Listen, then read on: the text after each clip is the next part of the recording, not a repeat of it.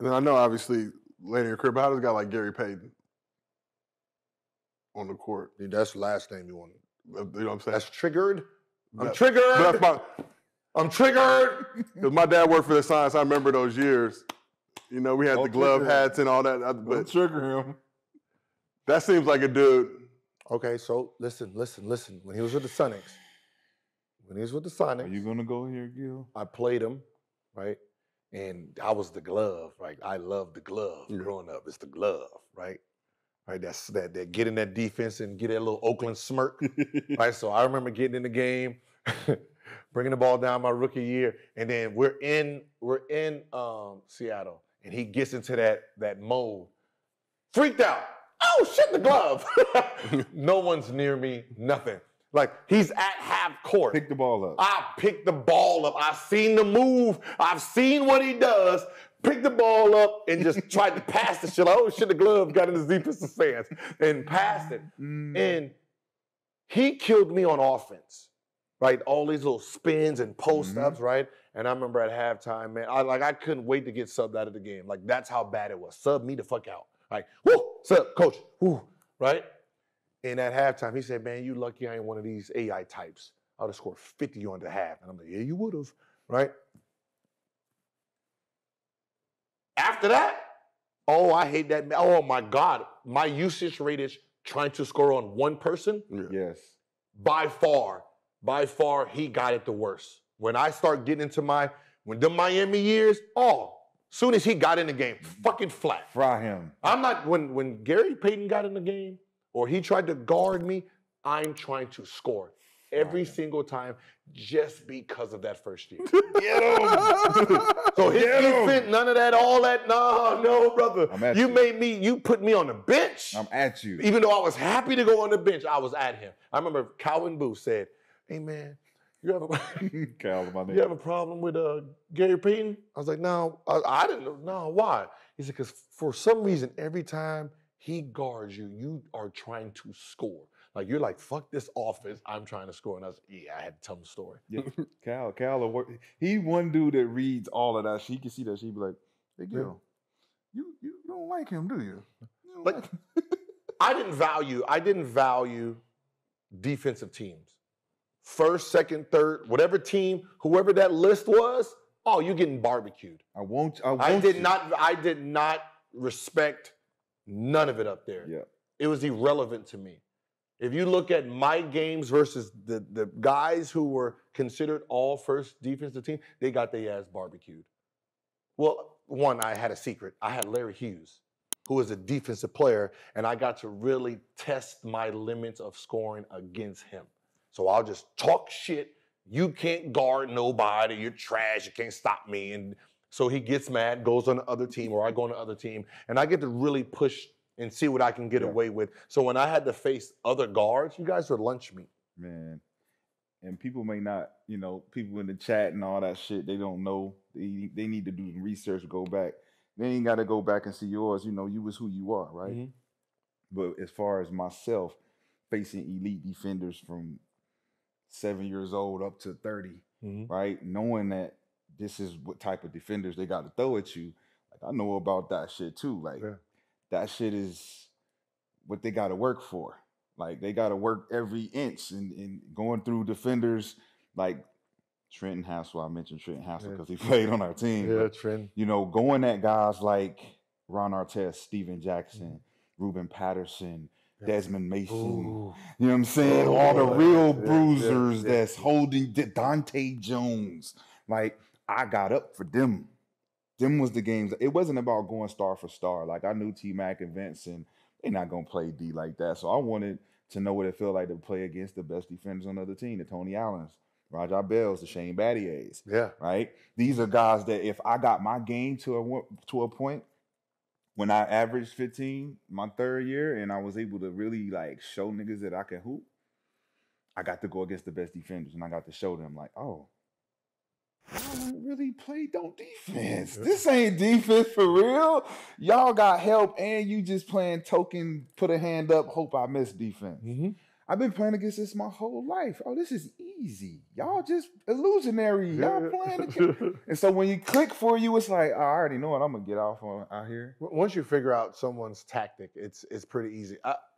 One person that came in the game and stopped me, Dante Jones, held me to 3, right? Held me to 3 He's points. a fucking hack. Dante, you a hack. Right? Held me to 3, and then the next game, oh, hey, coach, put him in. Yeah, I got something for you. Put him in. Because I watch film, watch how he play. Oh, put him in the game, coach. Right by him. I'm going to bust him up. You're going to have, I can't wait. I'm doing that. Nah, they wouldn't put him in. I wanted it. Yeah, I got some. Coach, I'm going to bust him up 3 minutes straight. Just bust him up. You got to sub him in. Yeah. You got to go by Dante. Like, I was so mad that he held me to 3. He was talking trash, too. Like, I can't wait next game. I got something for you, boy. He a smart defender, smart too, defender. man. So that's a little, man. Because he plays dirty but clean. It's a dirty, clean game. He a cool nigga. And it's like he hits you with the cool shit and hits you with the dirty shit at the same time. It's like, you a dirty, cool nigga, man. You don't know how to feel about it. Let's talk about the other part of that. Drew Holiday got voted best defender by this small sample size of his peers. Jaren Jackson Jr. finished 8th in that poll. Ended up being Defensive Player of the Year this year. So who's right about Jaren Jackson Jr.? The players or the media? That's tricky because it's which players voted. That's my whole. Even going into like, is it just all haters? Did they just round up all the haters? No. It all. What I'm saying is, if 90% of those voters are guards, then just Drew Holiday's peers. If it's 3s and 4s, then it's Jared's peers. So it all depends on who's making that vote, right? So if I'm playing against them, I don't know. I'm not voting with Jaren because he doesn't have no impact on me. Right, Drew Holiday is the guy who's going to guard me, and that's who I'm thinking about as a defender. I'm thinking about the guy who's guarding me day in and day out. So it's about 100 people voted in it. Like, I would never vote Shaq as a defender or Mutombo and those type of guys because I see you guys when I come in there. I'm voting the guard who's trying to stop me. I think it's more based on media statistics compared to our knowledge of who the defenders are in the league, right? There are certain defenders that was in the league when I was playing that didn't get considered at all, defensive player of nothing, but they were the best defenders, right? So you look at Jaren Jackson, you look statistically at what he's done, you got to consider him, right? Let's just say consider him 1, 2. And then you look at Drew Holiday statistically, what are your statistics going to come from? It's going to come from a lot of analytics, deflection, steals, all the different things, but not hustle, the metrics of understanding how to anchor a defense. That's what Drew brings to the table that players understand and why he could be considered that because he's a guard doing that for that team. What KG did for Boston, that's what Drew's doing for them. What Marcus Smart does for Boston, that's what he's doing for them. And so analytically for the other side, you like, all right, they're picking Jaren Jackson because the blocks, the rebounds, what he does as a presence for the team, and how he can change shots, right? So that's always going to be the metric that's going to be different from us and them.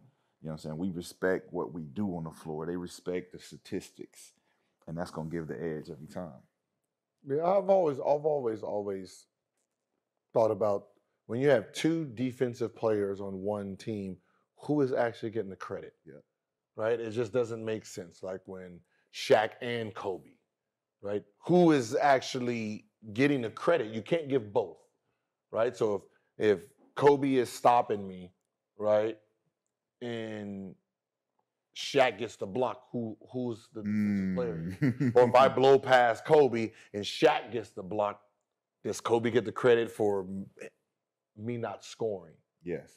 Right? The actual stop. Does he get the stop or does Shaq get the stop? So when you have Drew Holiday and Greek the Freak, it's kind of hard to measure who is actually the cause and effect here. Yeah. So, I've always paid attention to the solo guys that were like Tony Allen, right? No defensive team, but he is, doing everything he can do to contain his player. Yeah.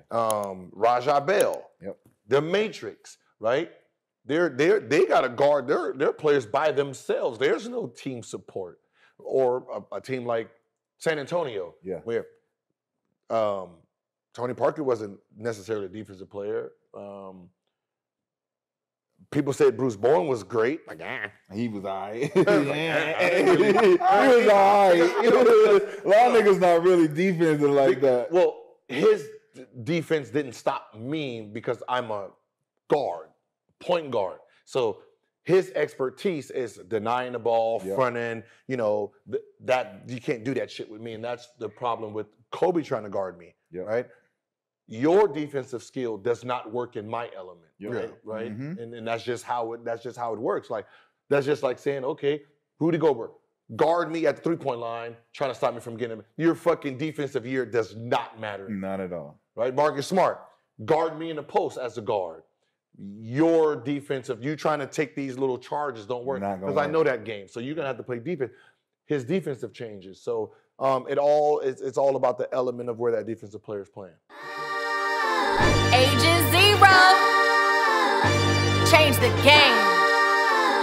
Put that respect on his name. Look, with the honor call for greatness, the chosen of few that carry the gift of genius, who do what they do, who possess finesse, blessed with desire, it's true. I'ma say it loud, none other than who?